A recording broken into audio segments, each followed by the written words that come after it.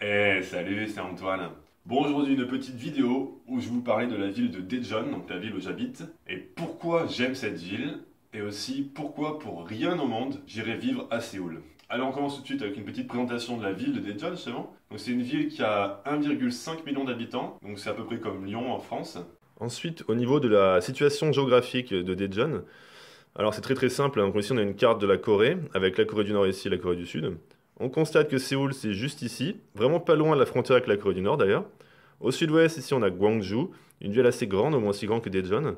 Et au sud-est on a une zone très peuplée avec Busan, Ulsan, Pohang et Daegu ici, là, très peuplée par ici. Et Daejeon c'est juste là en fait, en plein milieu, donc en plein milieu de ce triangle hein, entre Séoul, Gwangju et Busan, on a Daejeon ici en plein milieu. Du coup, l'intérêt d'être ici, c'est qu'on a accès à tous les points hein, importants en Corée du Sud, que ce soit par l'autoroute ou par le TGV. Et du coup, ben, c'est très pratique. Et d'ailleurs, grâce à cette situation géographique vraiment très centrale, hein, Daejeon maintenant accueille une partie du gouvernement. Donc on a le Government Complex à Daejeon. Parce que c'est vrai que Séoul, comme vous avez pu voir sur la carte, c'est quand même assez près de la frontière avec la Corée du Nord.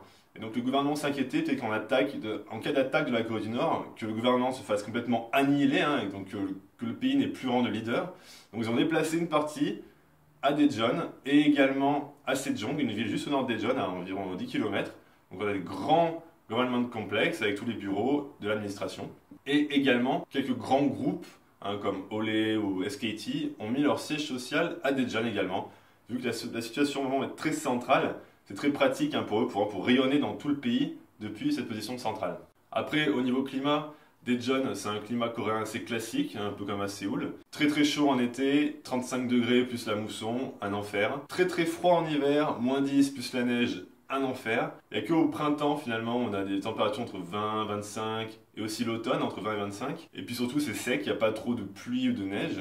Donc si vous voulez visiter la Corée du Sud, hein, je le rappelle, je l'ai dit dans une vidéo précédemment, venez au printemps ou venez en automne. Hein. Si vous voulez venir me voir à Daejeon, les gars, venez aux alentours de mai ou septembre, octobre. C'est les meilleurs mois pour visiter la Corée du Sud. Après, un des problèmes de Daejeon, qui peut aussi être un avantage quand on y pense, c'est qu'il n'y a pas vraiment d'attractions touristiques ici. Donc si j'ai de la famille ou des amis qui vont venir visiter ici à Daejeon, je vais être obligé d'aller me déplacer dans d'autres villes pour leur montrer des monuments, des temples, des trucs comme ça. On ne peut pas rester une semaine à Daejeon. On va vite se faire chier en fait, parce que bon, après c'est vrai que ça reste spécial, hein, c'est la Corée du Sud, les gens découvrent, mais il n'y a pas vraiment d'attraction. Après, ça peut aussi être un avantage quand on y pense, parce que finalement, vu qu'il n'y a pas d'attraction touristique, c'est-à-dire qu'il n'y a pas de touristes. Donc on est entre nous et tranquille, on n'a pas trop de visiteurs, pas trop de touristes. Du coup, la ville finalement, elle reste assez calme tout au long de l'année, et pour ça, finalement, c'est assez agréable. Un autre point vraiment très avantageux à Daejeon, surtout dans mon cas, c'est si on aime faire du vélo ou si on se déplace beaucoup à vélo, la ville de Daejeon a des pistes cyclables absolument partout, soit tout au long de la rivière ou sur chaque trottoir de la ville on a des pistes cyclables. Et la ville de Daejeon, donc la mairie, a mis en place une assurance gratuite pour tous les cyclistes, c'est-à-dire que si on se fait rentrer dedans par une voiture, ou si on a un accident avec quelqu'un, même si on tombe de soi-même, on est couvert par la ville de Daejeon, jusqu'à un montant, c'est je pense de 15 000 euros. Hein, c'est pour vous dire, hein. Donc si on se fait casser les jambes par une voiture ou quoi que ce soit, la ville nous rembourse tous les frais médicaux parce qu'on est cycliste et cherche vraiment à encourager hein, le cyclisme. D'ailleurs, il y a des vélos de partout, hein, un peu comme les Vélib. On peut louer un vélo, ça coûte vraiment pas cher. La première heure est gratuite, même pour vous dire, et ensuite ça coûte moins d'1 euro de l'heure et on peut se déplacer de partout en vélo. Donc, voilà, donc la ville cherche vraiment à promouvoir hein, cette culture du cyclisme et ouais, franchement, ça me plaît beaucoup ça. Alors maintenant, j'avais envie d'aborder pourquoi je ne veux pas aller vivre à Séoul. Alors c'est vrai que Séoul, finalement, c'est un peu la première ville hein, à laquelle on pense quand on pense à la Corée du Sud. Forcément, c'est la capitale, c'est un peu comme Paris. Mais le problème, c'est que c'est beaucoup trop grand. Hein. Il y a plus de 20 millions d'habitants qui habitent à Séoul, hein, dans toute l'agglomération. Si on inclut toute l'agglomération, c'est plus de 20 millions d'habitants. Ce qui fait qu'il y a quasiment la moitié de la Corée du Sud qui vit à Séoul. Le problème avec ça, c'est que du coup, les prix de l'immobilier, ils sont complètement abusif. Donc j'ai fait une petite recherche pour comparer un petit peu. Donc mon appartement ici à Daejeon, donc 2 chambres, un grand salon, la cuisine, la salle de bain. J'ai regardé tout à l'heure en ligne. Ça nous coûte, si je veux acheter cet appartement, donc ça nous coûte environ entre 150 millions de won et 180 millions de won. Ça dépend donc quel étage on va être, l'orientation, tout ça. Donc ça reste des prix assez corrects, hein, peut-être un peu moins cher qu'avec la France si on y pense. Et par contre, à Séoul, pour le même type d'appartement, donc 2 chambres, salon, tout ça, avec un parc juste à côté, une rivière juste derrière, un grand centre commercial, le métro, on a vraiment tout à côté ici là.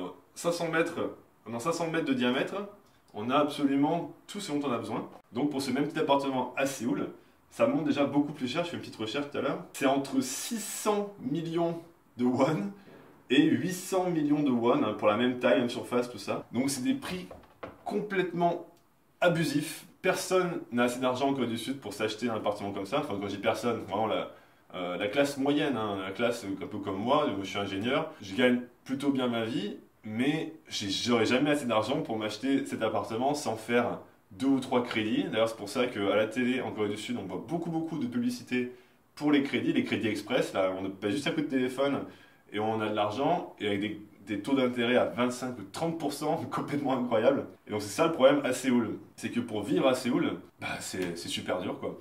Les salaires forcément sont un petit peu plus élevés qu'à Daejeon, mais pas élevés au point de pouvoir se permettre de vivre là-bas. J'ai même 2 amis qui étaient étudiants à Daejeon, au KAIST, là, une université technique. Et pour des raisons voilà, de travail, ils ont dû aller à Séoul. Et franchement, ils sont pas contents du tout parce qu'ils payent plus cher que moi leur loyer et ils ont un petit studio pourri, mal placé, mal situé. Et franchement, ils sont déçus quoi. Après, j'ai plein d'autres exemples de potes à moi qui ont commencé à étudier à Daejeon et qui ont dû aller à Séoul ou Suwon, près de Séoul, pour étudier. Et pareil, ils regrettent tous Daejeon pour toutes les raisons que j'ai énumérées avant.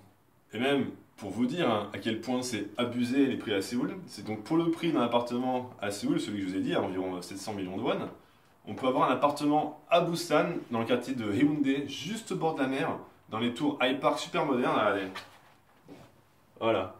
Pour le même prix qu'un appartement à Séoul, on peut avoir un appartement là-dedans, au bord de la mer, au bord de l'océan. Magnifique vue, magnifique building, super récent, high-tech, tout ça. Donc franchement... Pourquoi aller vivre à Séoul hein. D'ailleurs, il y a un autre youtubeur très connu en ce moment qui fait des vidéos depuis Séoul, il s'appelle Togen, je pense que tout le monde le connaît sur ma chaîne. Si vous ne connaissez pas, allez faire un tour sur sa chaîne, Togen, très sympa. Et je pense que lui, il a beaucoup de mal à se loger pareil à Séoul. Ensuite, deuxième point, hein, et non des moindres, de pourquoi je ne veux pas vivre à Séoul, c'est au niveau de la circulation en voiture, qui est juste complètement impossible. Hein. Donc Séoul, c'est une des villes les plus embouteillées au monde, donc avoir une voiture là-bas, c'est complètement inutile. Parce que tout prendrait des heures hein, pour se déplacer à Séoul. Il y a des embouteillages de partout. Même si on veut se rendre à Séoul depuis Daejeon, en voiture, ça va nous prendre 2 à 3 heures le week-end. C'est horrible, les embouteillages directement dès qu'on va rentrer en ville. Donc après, c'est ça aussi l'intérêt d'être à Daejeon, c'est que avec le TGV, depuis Daejeon, je peux aller à Séoul en 40 ou 50 minutes. En gros, c'est un trajet de métro hein, quand on y pense. Donc, pas besoin de voiture. Et à Séoul, c'est pareil, finalement, les gens qui ont une voiture, ils ont tout de suite beaucoup de mal à circuler.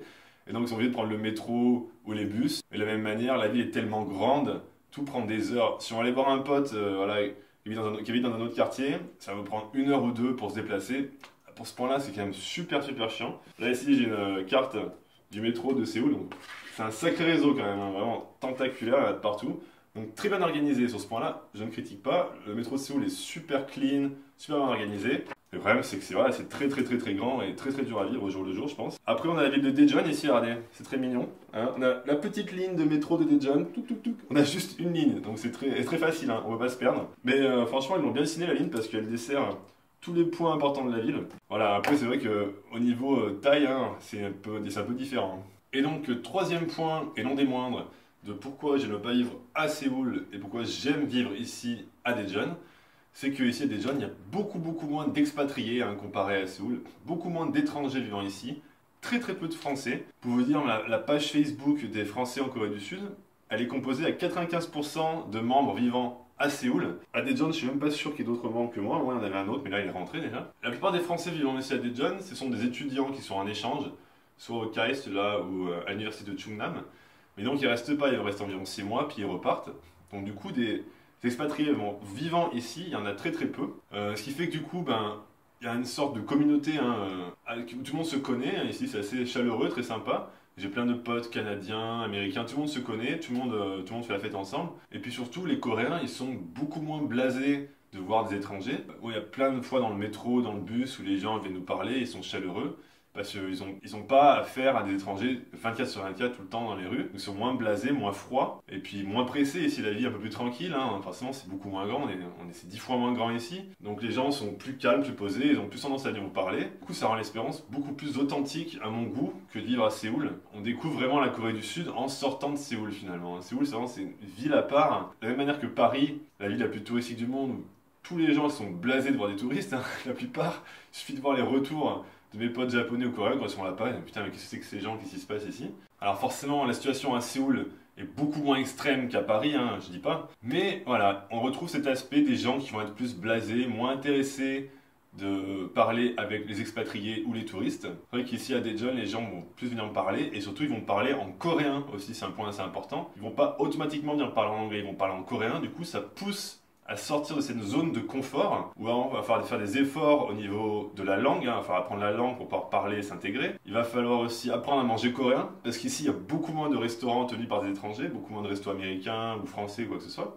Donc il faut manger coréen. Donc du coup on se retrouve avec une expérience beaucoup plus authentique à mon goût que si on était à Séoul. Enfin voilà, je termine la vidéo là-dessus. Si vous avez des questions par rapport à la vie en Corée du Sud, n'hésitez pas à me laisser un petit commentaire sur cette vidéo. Si vous vivez à Séoul et que vous avez vos arguments sur pourquoi la vie à Séoul c'est bien, pareil, laissez-moi un commentaire, je serais très intéressé de le lire. Et puis d'ici là, on se retrouve pour une prochaine vidéo. A plus.